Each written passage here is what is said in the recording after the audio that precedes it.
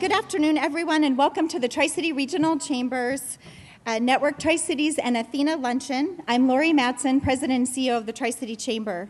We're so pleased that over 300 of you are attending our Athena Luncheon today, and as I understand, the weather's turned a little sketchy this afternoon, so we appreciate you braving the, hopefully it's just rain, it's not freezing rain. We're really so excited to have today's conference and our presentation of 2 Athena Awards today, the first ever presented in the Tri-Cities. We're also so proud to bring the 2011 Entrepreneur Magazine Entrepreneur of the Year, Lee Rhodes, to the Tri-Cities. Lee's sitting down here in front. She is the founder and owner of Glassybaby, and she has a truly remarkable story to share. You'll all see these beautiful votives on your tables, and these are just lovely. Absolutely lovely. At this time, I'd like to ask you to please stand and join me in the Pledge of Allegiance. I pledge allegiance to the flag of the United States of America and to the republic for which it stands, one nation, under God, indivisible, with liberty and justice for all. Thank you. You may be seated. Today's luncheon is sponsored by Washington Closure Hanford, and representing Washington Closure Hanford today is their president and CEO. We're so excited to be joined by Carol Johnson, and she did a great job this morning. Ladies, all of us who were in the sessions this morning, let's give Carol a round of applause and welcome her to the stage. I'm very, very pleased to speak with you today, and really, first of all, thank the Chamber for hosting such a spectacular event. I wish that all of you could have heard the presentations this morning. We had such a diversity of women with a diversity of experience and with some really wonderful stories and insights that I think all of us will take away some really good pointers. So thanks to all of you, and thanks to the Chamber for hosting. I want to take just a minute and introduce Washington Closure Hanford. I'm just really proud to talk about the company. We're one of the prime contractors on the Hanford site, and the men and women that work for Washington Closure Hanford are just an absolute outstanding group of professionals who are very, very dedicated to environmental cleanup of 220 square miles along the Columbia River. So with that, we're about a $2.3 billion contractor. $2.3 billion contract for the Department of Energy. We have about 1,100 employees and about 300 subcontractors that work for the company. Our goal is to clean up the 220 square miles along the river corridor. It's about 550 waste sites that we're cleaning up, both radiologically contaminated and other contaminants that are in the soil. And we also are responsible for demolishing several hundred legacy facilities left over from the Cold War. So we have a very important, a very honorable mission, and I talk about how important it is for us to restore the beautiful landscape along the river corridor, along the Columbia River, back to its original state. We are a consortium led by URS, and we have CH2M Hill and Bechtel as our partner companies in the consortium. And I just want to make note of our safety record. I would be really remiss in talking about that. You know, safety in the nuclear industry is absolutely fundamental to our success. And it's fundamental, it's essential that employees go home the same way they came to work. So we continuously reemphasize and encourage safe work, safe practices, and safe work behaviors. We are, just recently went over 6 million man hours, 6 million person hours, 6.3 person hours without a lost workday case, which is absolutely extraordinary safety performance in the line of work that we're in, and with heavy equipment operation, waste transport, waste shipping, and all the kind of work that we do. So it's just extraordinary, and I just really want to recognize my team for that kind of performance.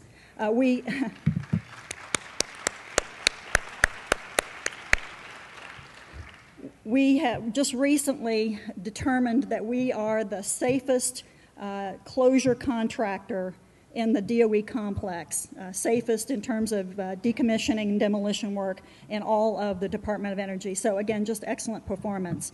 So just to share with you a little bit of our the kind of work we do. If you're not familiar with our work or you're not familiar with the Hanford site, I have a video, just a short video I want to show you that kind of gives you an appreciation for the depth and scale of the work that we do.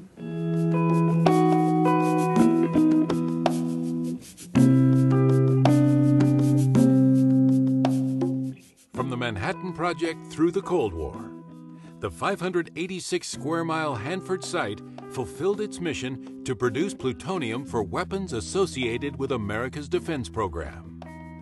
To support this nearly 50-year mission, 9 plutonium production reactors and their associated facilities were built near the Columbia River. The reactors are located south of the Columbia River, in the 100 area of the 220-square-mile River Corridor section of the Hanford site.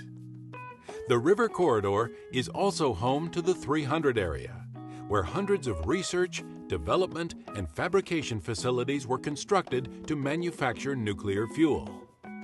The processes needed to produce plutonium resulted in huge amounts of wastes at the Hanford site. In the River Corridor alone, hundreds of buildings and soil sites and billions of gallons of groundwater were contaminated with radioactive and hazardous materials. Today, the U.S. Department of Energy's top priority is to protect the Columbia River by placing the deactivated reactors in interim safe storage, moving highly radioactive material away from the river, decontaminating and demolishing facilities, cleaning up contaminated waste sites and burial grounds. In 2005, DOE awarded Washington Closure Hanford the contract to complete the River Corridor Cleanup Project. The work being performed is on track to meet DOE's vision to complete cleanup activities on the River Corridor by 2015, which will reduce the remaining Hanford cleanup area to 75 square miles or less. In order to reduce the risk to the Columbia River, contaminated materials and debris from the cleanup of buildings and waste sites along the river are taken to a disposal facility in the center of the Hanford site. Thanks to the contributions of its dedicated employees, the challenges of cleaning up the river corridor are being met.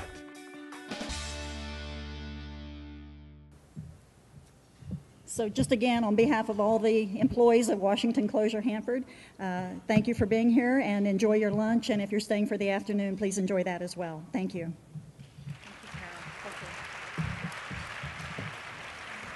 Thank you, Carol, and thanks again to Washington Closure Hanford for sponsoring today's luncheon. I was just sharing with Carol while the video was playing, I was able to go on a tour a couple years ago of the Hanford site, had not been out there, and we were able to watch where their trucks are actually doing all of the burial of the sites, and it was really remarkable. You stand up on this hill, and the trucks look like little toys, but they're these huge trucks, and they're hauling thousands of pounds of waste, and it's really just remarkable the way the job is going. So congratulations.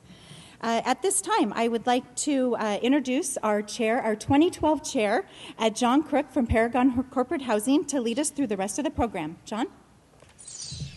Thanks very much, Lori.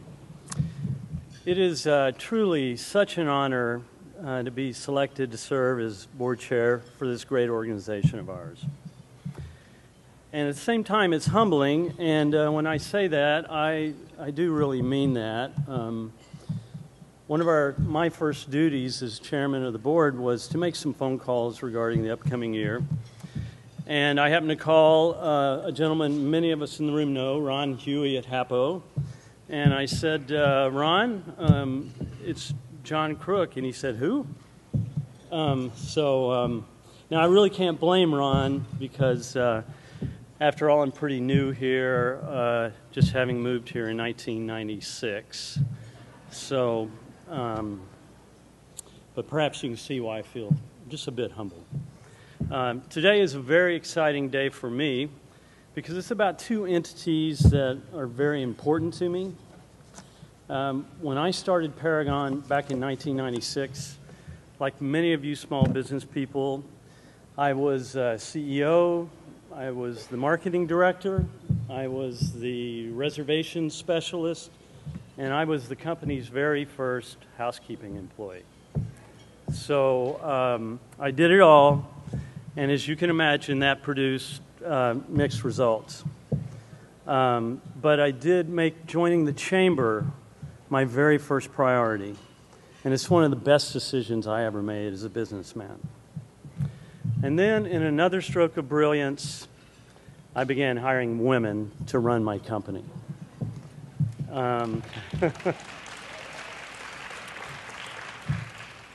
Not completely stupid, I guess. And I actually have two of those very long-term key employees with us today. The two Kims, they have done a tremendous amount for my company. They built the success of the company with hard work, dedication, and very limited hiring of non-women employees. So kudos to them. And to date, they've allowed me to stay on. So we'll see how that goes. Okay, this November, we had a membership drive which resulted in 175 new regional chamber members.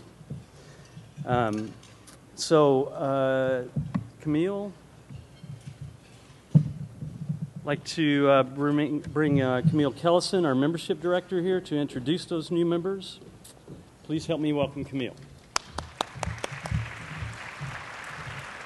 Well, we won't be introducing all 175 of them, but we do have some people in attendance today that we'd like to acknowledge and deliver a plaque to. So today we have some outstanding businesses to introduce as new chamber members. As I read your names, please come forward to receive your membership plaque, and please stand at the front until all names have been read. Tri-City Tappers, Kim Stock.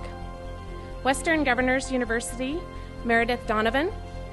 The Bottom Line, Renee Inman.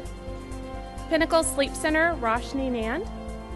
Benton Franklin Community Health Alliance, Carol Moser.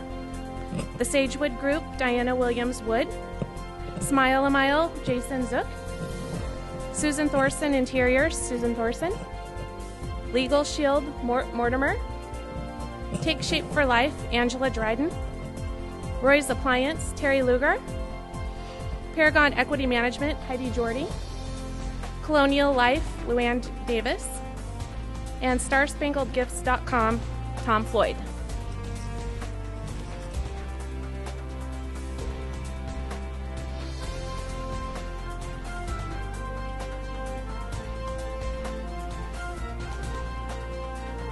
We'll have a photo opportunity here in just a second.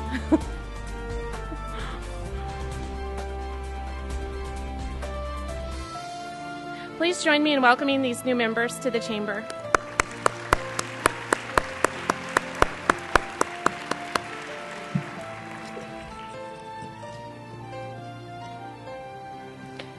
If you have a business that you'd like to nominate for chamber membership, or if you're a guest interested in information on membership, you can please see me after the luncheon at the chamber booth outside here, and thank you very much.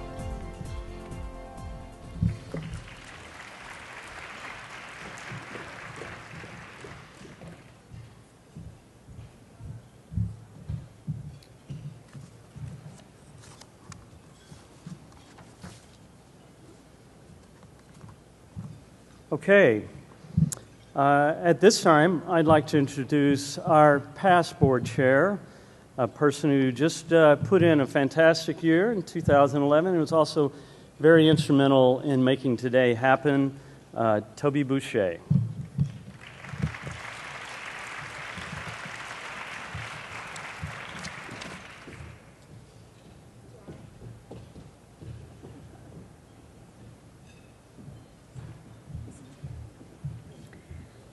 This is such an amazing honor for me to be able to do this today. The Athena Young Professional Award is given to leaders that demonstrate excellence, creativity, and initiative in their business or profession. They provide valuable service by contributing time and energy to improve the quality of life for others in the community, while clearly serving as a role for young women personally and professionally. Our 2012 Athena Young Professional Award recipient undoubtedly meets this criteria. She is a partner in her law firm, where she practices law focusing on personal injury litigation. She serves on Powerful Connections Executive Board and was their past president. She is a Tri-Cities Habitat for Humanity Women's Build Project volunteer. She is a volunteer for both Crime Stoppers and muscular dystrophy. As part of her legal practice, she takes on pro bono cases when there is a need. While reviewing the nominations, one story struck a particular chord with the selection committee. I'd like to share it with you.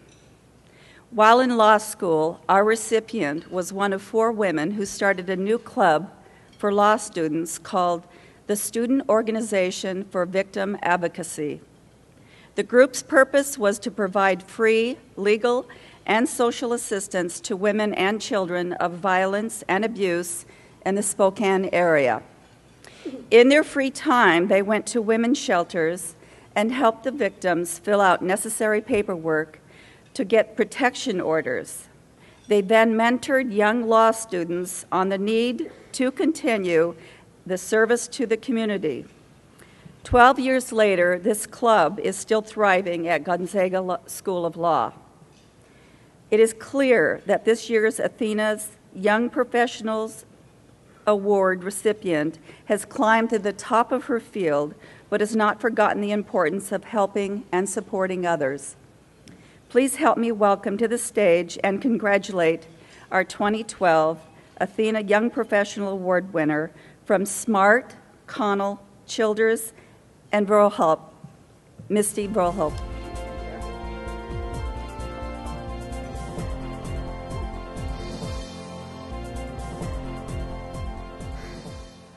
First, I'd like to thank the Chamber. This is, first of all, an amazing event they've been able to put on. I believe the numbers far exceed what they expected, and it just goes to show what I've come to learn since living here, that we have an amazing amount of business women in this city that are outstanding. One of which is Renee Inman, who nominated me for this. And there's 3 things that Renee has told me that I have tried to live as a new partner and trying to live up to expectations. But number 1 is to try to be your authentic self. And by doing that, try to celebrate your successes, which is why she nominated me, and to pass it on. And so I've been trying to live that. I've been trying to live that role as an attorney, as a member of the community, and someone who's trying to mentor other people in the community. So thank you so much for this award. I accept it for all those women who have helped put me here. For those of you out there that will help me continue to thrive in my industry as well as personally. And for those of you, hopefully I will be a mentor too. Thank you. Okay, congratulations, Misty. At this time, I'd like to welcome our Athena Award sponsor, Roxy Shesky, who's president of Indianize LLC, who will present our next award.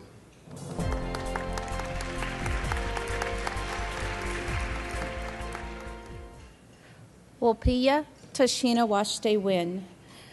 Many thanks. I am Lakota Sioux. My Indian name is Her Shawls Are Beautiful Woman.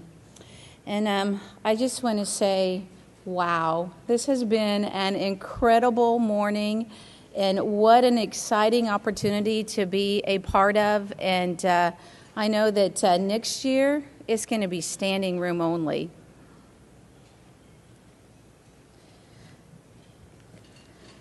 The Athena Award is presented to a woman who is honored for professional excellence, community service, and for actively assisting women in their attainment of professional excellence and leadership skills.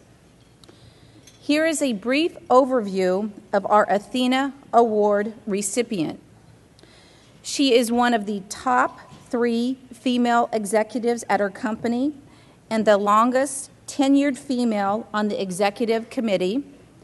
She manages a staff of more than 200, a Tri-Citian for more than 20 years. She has been an advocate for taking personal responsibility through action in community involvement. Her community involvement includes Columbia Industries board member, March of Dimes board member, WSU Tri-Cities Advisory Council, Pioneer Circle for Women Helping Women, Special Olympics, Junior Achievement Advisor. She has excelled in her career while taking the time to mentor her employees and reach out to her local community. The best way to describe our Athena Award winner is the words of one of her peers. Rich Fopel, CEO of Columbia Industries, describes our recipient's impact on this community, saying, "Her impact is difficult to describe adequately, and she never seeks recognition for her efforts. In fact, she tends to shy from it. She'd rather have a light shine on others. She is a tremendous listener and strategic thinker and has used those skills to assist others in our community. Please help me welcome to the stage and shine a much-deserved light on our 2012 Athena Award winner, Pacific Northwest National Laboratory, Associate Laboratory Director of Organizational Development, Paula Lennon." Oh my.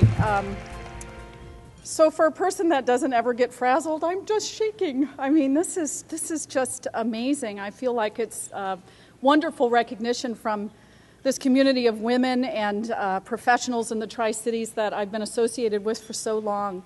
I am blessed every day to work with an exceptional boss, an exceptional executive committee, wonderful people who I admire every day throughout all of PNNL and frankly the Tri-Cities. This has just been a great event for me today. I know so many people in the room. I could just name 50 people that have allowed me to be a part of their lives and to help this community in some way. So thank you so much for this. It really does mean a lot to me. I feel very grateful and gratified to be part of this community. Thank you all. Okay. Congratulations again to Paula, much deserved. The Women in Business Conference has been in work for over a year after a very favorable conversation that occurred between Lori Matson, our CEO, and Jerry Holloway and Melissa Girard of Washington River Protection Solutions in December of 2010. The Regional Chamber is very fortunate to have WRPS sponsoring today's conference, as well as several other programs throughout the year. Please help me thank Washington River Protection Solutions and welcome Melissa Girard, Senior Procurement Specialist and Tri-City Regional Chamber Board Member, to introduce our keynote speaker. Melissa?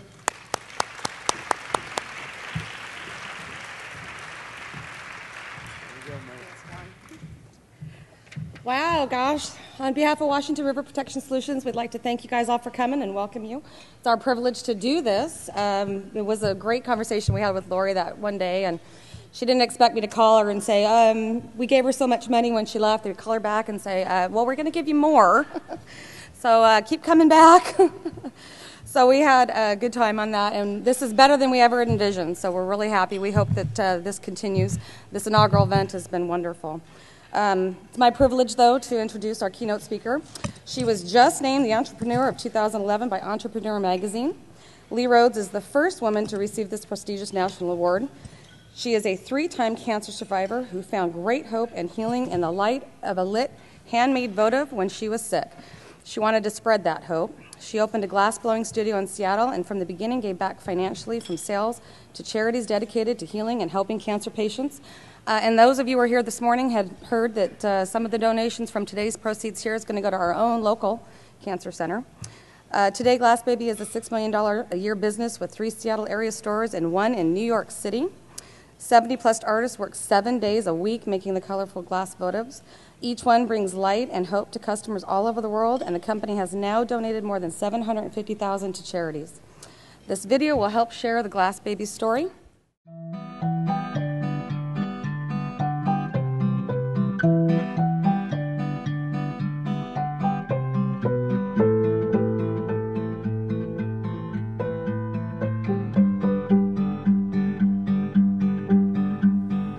My name is Rhodes, and I live in Seattle, Washington, and I started a little company called Glassybaby in 1998. Right now we make a little over 300 a day, and we're about to make 580 a day. And that's an enormous amount of hand-blown glass. Every single one of them is made by the glass blowers. We have about 50 glass blowers now. We pay them a great wage so that they're making their own art when they're not working at Glassybaby, and that's really important to us.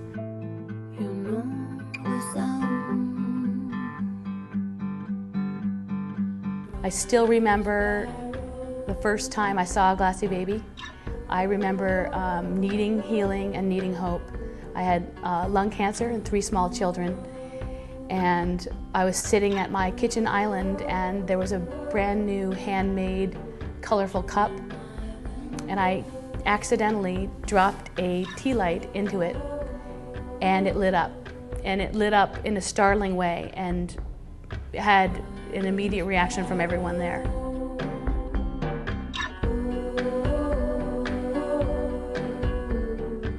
We began making them and giving them away, and then it really became apparent that not only could I sell them, start a business and sell them, but that we could do something different and unique, which is to really give an enormous percentage of our revenue away. Not profit, really revenue. And we give hundreds and hundreds of thousands of dollars away to mostly unrestricted cancer care giving. We like to give people whatever they need to get well, no questions asked. And we partner with lots of people around the country. Anywhere that has cancer patients that need a little extra to help them get well.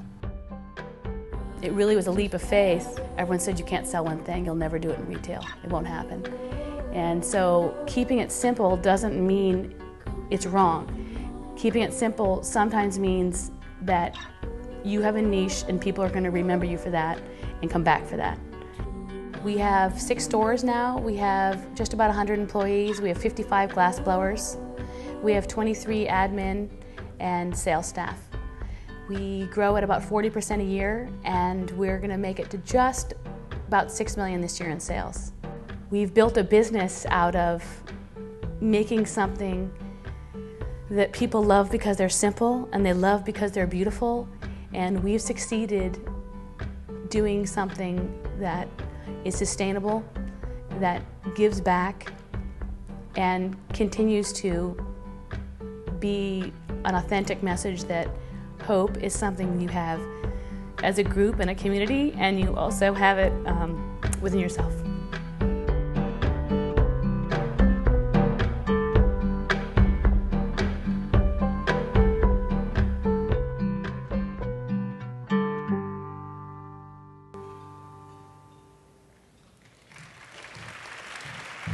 Wow, that is very, very inspiring. It's my great pleasure to introduce Entrepreneur Magazine's Entrepreneur of the Year, Rhodes. Hi, I have a speaker. Great. Thank you, Tri-Cities Regional Chamber of Commerce, for inviting me and Glassybaby into your lives. We're a little company just west of the Cascades in a little town called Seattle, and this is our first time here, and I'm really thrilled to be speaking in front of so many women in business. We had a big blizzard the other day, and I was walking with a dear friend of mine who I don't see very often. I have older children, and so they went to grade school together, and my kids are much older now. And I said to her, you know, next week I'm going to Pasco, and I've never been there. And she grabbed my arm and said, "That's where I fell in love." So that was my introduction to Pasco. So it's a great one, and thank you. So I hear from women all the time who are doing amazing things. I was surprised when I learned that I was the first woman Entrepreneur of the Year. I thought that was interesting. And the first woman from the Pacific Northwest. Glassybaby began when I was sick and I dropped a little tea light into a handmade vessel. And what I saw was magical and hopeful.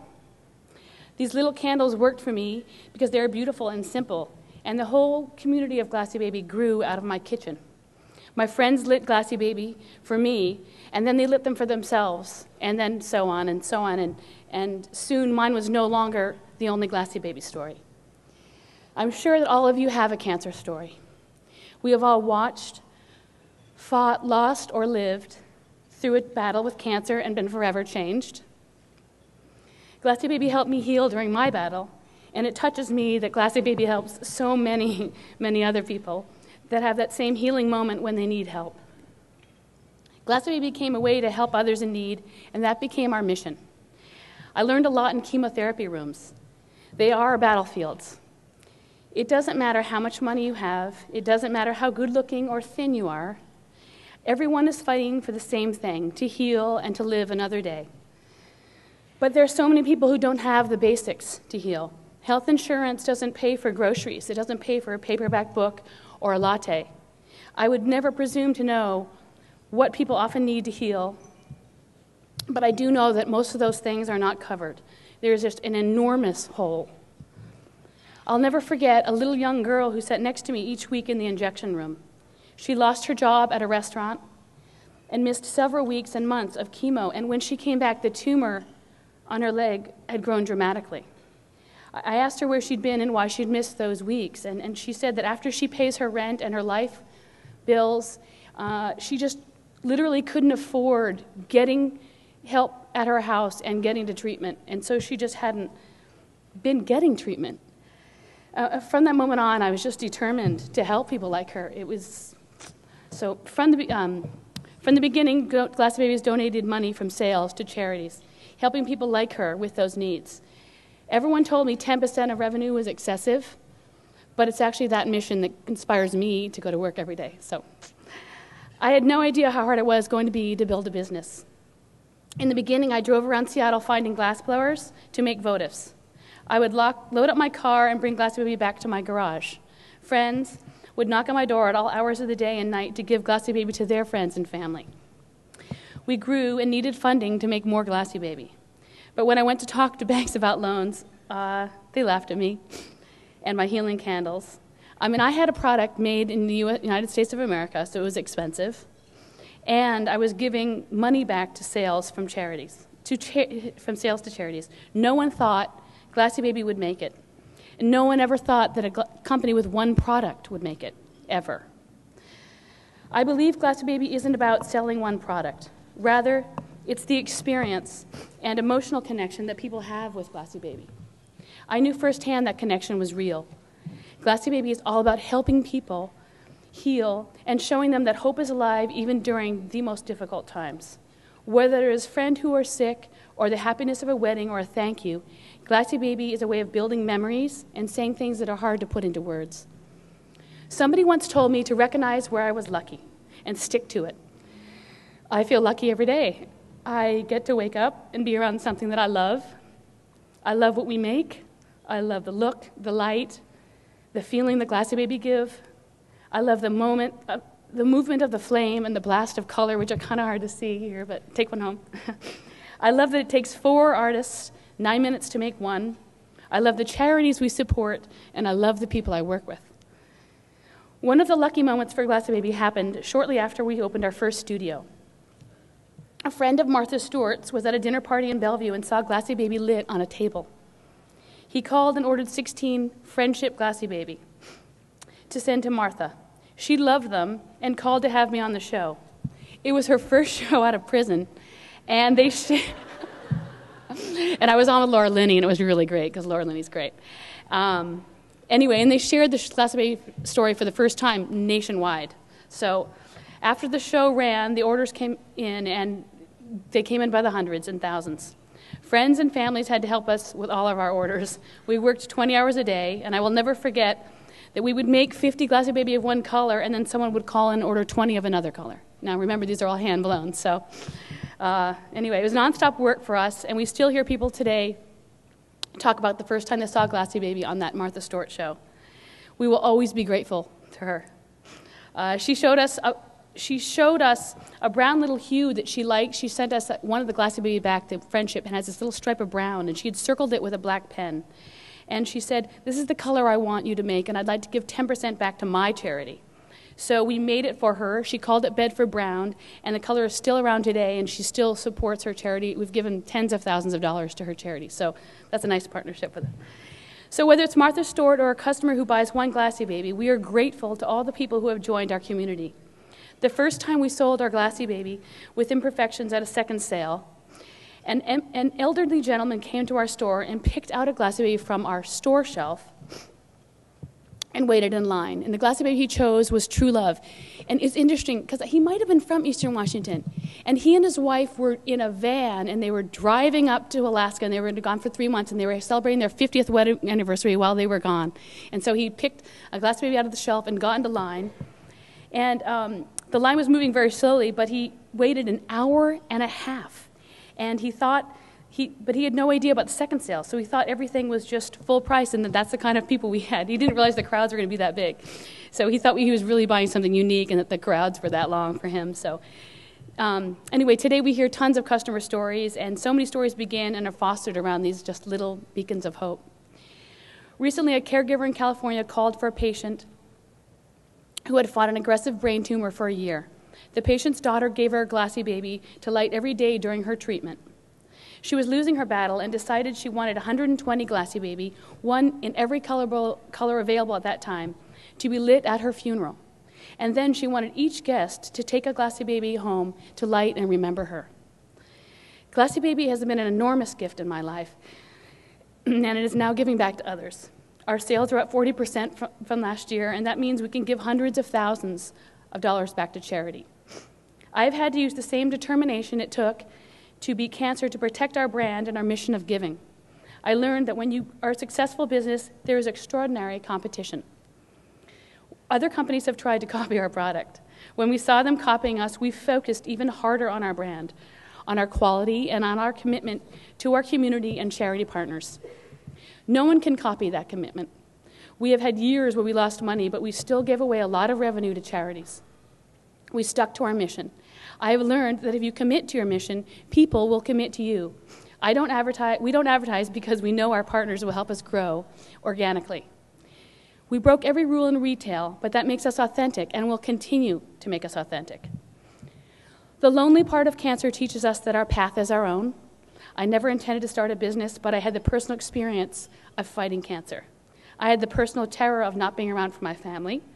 I made a personal commitment to fight for healing for myself, and now Glassybaby has made a commitment to help others during their battle for healing.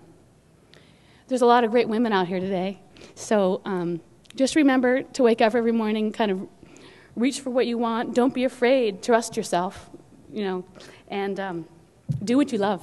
So thank you so much for inviting me here to Pasco today, and I really appreciate it.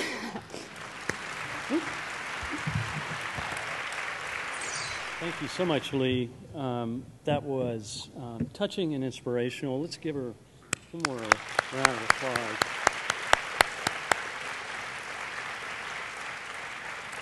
It speaks so much about the value of passion and commitment to whatever business endeavor you engage in. Great story. Okay, before we adjourn, I'd like to take this opportunity to thank Washington River Protection Solutions, again, for making the Women in Business Conference a reality. Also, Washington Closure Hanford for sponsoring today's luncheon. Indian Eyes, LLC, for sponsoring the Athena Award. Charter Communications in the back for taping today's luncheon for rebroadcast. TRAC for their hospitality, and especially Lee Rhodes for taking the time in her busy schedule to risk a flight back to Seattle in the sleet this afternoon.